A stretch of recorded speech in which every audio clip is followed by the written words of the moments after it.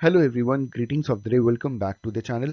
आज का हमारा टॉपिक है सेकेंडरी फंक्शन ऑफ मनी। हमने लास्ट लेक्चर में कवर किया था प्राइमरी फंक्शन ऑफ मनी, जिसमें मीडियम ऑफ एक्सचेंज था और मेजर ऑफ वैल्यू था। अब प्राइमरी फंक्शन ऑफ मनी को मेन फंक्शन ऑफ मनी भी बोलते हैं, बेसिक फंक्शंस ऑफ मनी भी बोलते हैं और फंडामेंटल फंक्शंस ऑफ मनी भी बोलते हैं। मतलब primary function, main function, basic function या फंडामेंटल फंक्शन में सिर्फ दो ही फंक्शन आते हैं, मीडियम ऑफ एक्सचेंज और मेजर ऑफ वैल्यू। ठीक है, आज की वीडियो लेक्चर में हम डिटेल में जानेंगे भाई सेकेंडरी फंक्शंस ऑफ मनी क्या क्या होता है। आइए शुरुआत करते हैं। सबसे पहला सेकेंडरी फंक्शन है स्टोरेज ऑफ वैल्यू। इन्होंने कहा कि जितने भी क्लासिकल इकोनॉमिस्ट थे उन्होंने सिर्फ प्राइमरी फंक्शन ऑफ मनी को रिकॉग्नाइज किया था, मतलब पहचाना था। जेएम कीन्स ने पहचाना था कि भाई स्टोर ऑफ वैल्यू भी एक फंक्शन ऑफ मनी है। उन्होंने बोला कि भाई मनी का एक फंक्शन स्टोर ऑफ वैल्यू भी होना चाहिए और ये बहुत ही इंपॉर्टेंट फंक्शन है, जिसे सेकेंडरी फंक्शन का सबसे पहला पार्ट दिया गया। इन्होंने आगे कहा कि जो लोग हैं, जो पीपल हैं, उन्हें मालूम है कि फ्यूचर अनसर्टेन है, कभी भी कुछ भी हो सकता है। ठीक है, तो लोग क्या करते हैं कि अपनी प्रेजेंट इनकम का एक हिस्सा अपने अनफोर्सीन फ्यूचर को मीट आउट करने के लिए रख देते हैं। कहा यह जाता है टेक्निकली कि आप जितना भी महीने का खर्चा है उसका 6 गुना अपने बैंक में रखिए और इसके ऊपर भी अगर आपके पास पैसा है तो उसे आप कहीं ना कहीं इन्वेस्ट कर दीजिए। तो जितना आपका महीने का खर्चा है उसका सिर्फ 6 गुना ही इंटू 6 ही आपको अपने बैंक अकाउंट में रखना है।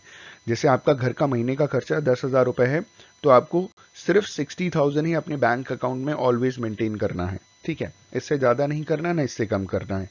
तो ये इन्होंने बोला कि जो भी हम आज के टाइम कमाते हैं तो अपने अनसर्टेन फ्यूचर के लिए हम क्या करते हैं, उसका कुछ पार्ट हम सेव करके रखते हैं।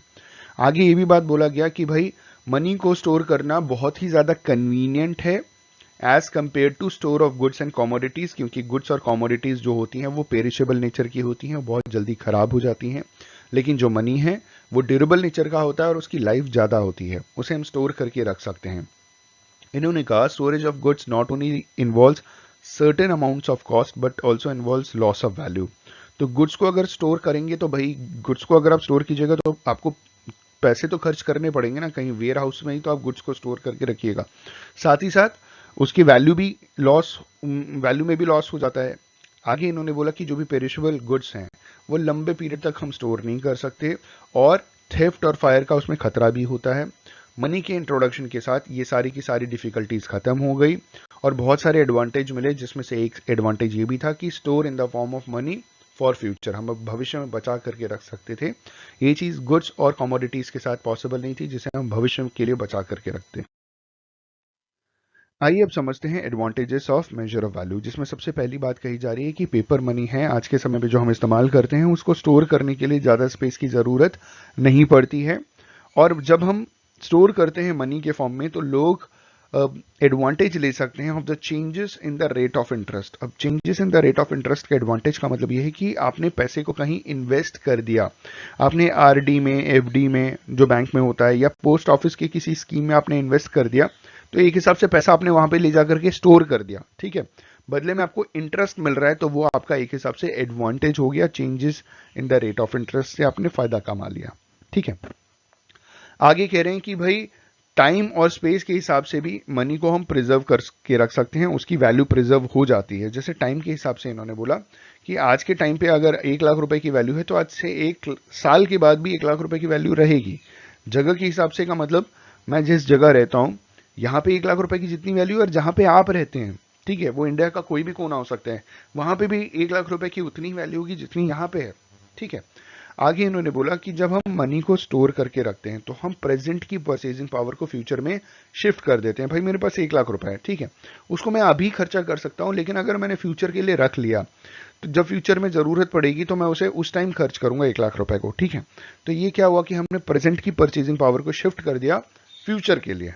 इन्होंने कहा कि इसी हिसाब से जो प्रेजेंट और फ्यूचर के बीच में जो मनी है वो एक लिंक बन जाता है, कनेक्शन बन जाता है। ठीक है, आगे कह रहे हैं कि मनी एसेट के फॉर्म में भी रखा जा सकता है और वेल्थ के फॉर्म में भी रखा जा सकता है, मतलब दोनों एक ही एक हिसाब से। मनी सबसे ज्यादा लिक्विड एसेट होता है, ठीक है, और रेडिली हम इससे कोई भी गुड्स या सर्विसेज खरीद सकते हैं बिना किसी डिफिकल्टी के। तो ये कुछ अच्छी चीजें थी मनी की जो हम स्टोर करके रख सकते थे। So money acts as a good store of value. ठीक है, अगला है ट्रांसफर ऑफ वैल्यू।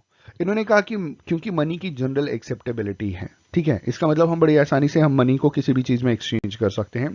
तो इसीलिए ये आसानी होता है कि हम मनी को ट्रांसफर कर सकते हैं एक जगह से दूसरी जगह पे, मतलब बड़ी आसानी से। ठीक है, प्रेजेंट में मनी जो है स्टोर किया जाता है बैंक डिपॉजिट्स में।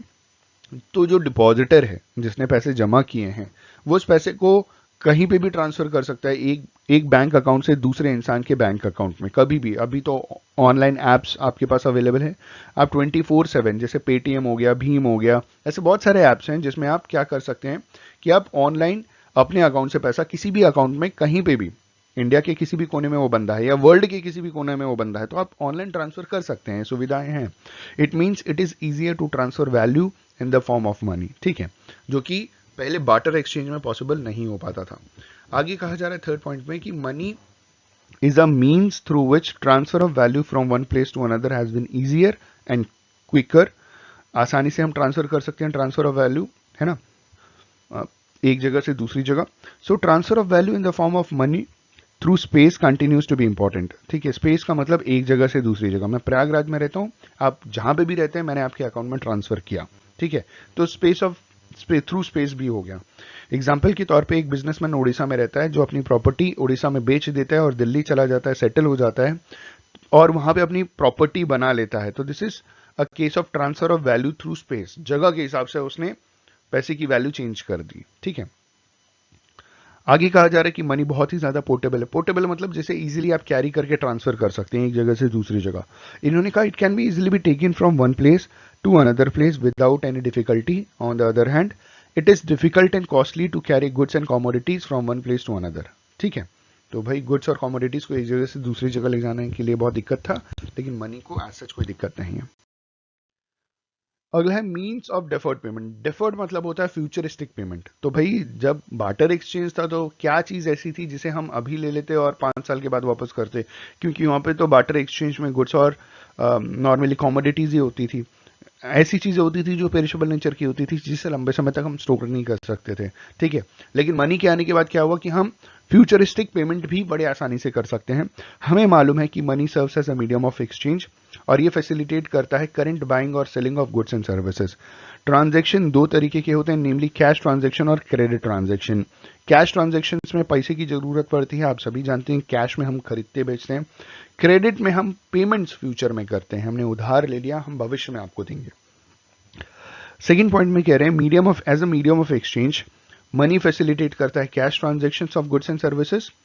This medium of exchange function of money has attain more importance with the extension of trade based on credit. देखिए ज्यादातर जो ट्रेड होते हैं, ट्रेड मतलब इंपोर्ट एक्सपोर्ट भी हो गया, बाइंग एंड सेलिंग भी हो गया, परचेज एंड सेल भी हो गया। तो ज्यादातर जो ट्रेड होते हैं वो क्रेडिट बेसिस पे होते हैं कि भाई आपने 50,000 रुपए दे दिया है और आप 80,000 रुपए का माल उठा सकते हो।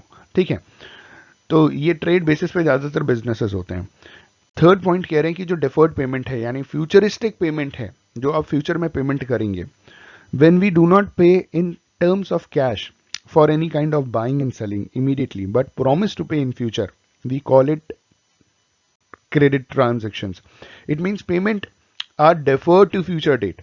ठीक है, तो हम अगर तुरंत पेमेंट नहीं कर रहे, भविष्य में पेमेंट करेंगे, तो क्रेडिट ट्रांजैक्शन है, इसका मतलब फ्यूचरिस्टिक किसी डेट पे हम पेमेंट करेंगे। जो बोरोवर है वो बोरो करेगा सर्टेन सम, उधार लेगा अभी प्रेजेंट में और भविष्य में उसे वापस करेगा। सिमिलरली जो लोग क्रेडिट पे कोई सामान अभी खरीदेंगे वो भविष्य में, जैसे हम लोग ईएमआई पे सामान खरीद लेते हैं ना, ईएमआई का फुल फॉर्म होता है इक्वेटेड मंथली इंस्टॉलमेंट। तो ये जो ईएमआई है, इक्वेटेड मंथली इंस्टॉलमेंट पे जो भी हम सामान खरीदते हैं उसका भविष्य में जो भी हम पेमेंट करते हैं तो वो तो डिफर्ड पेमेंट ही हो गया ना। आगे कहा जा रहा है कि some money enables both current buying and selling with immediate cash payments and current and present transactions to be discharged in future। तो कुछ ऐसे मनी होता है जिसमें current buying and selling immediate cash payment में होता है और करंट और प्रेजेंट ट्रांजैक्शंस कई बार ऐसा होता है कि जिसे हम फ्यूचर में हम पेमेंट करते हैं।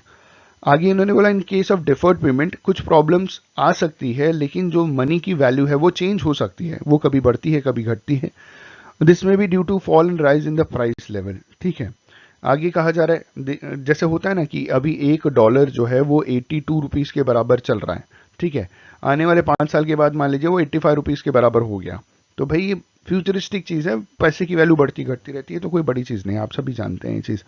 आगे 7वां पॉइंट कह रहे हैं कि जो क्रेडिटर्स हैं, जिन्होंने उधार दिया है, उनको फायदा होता है जब पैसे की वैल्यू बढ़ जाती है या प्राइस लेवल घट जाता है, और क्रेडिटर को नुकसान हो जाता है जब पैसे की वैल्यू घट जाती है और प्राइस लेवल बढ़ जाता है। ठीक है, ये था मीन्स ऑफ डिफर्ड पेमेंट।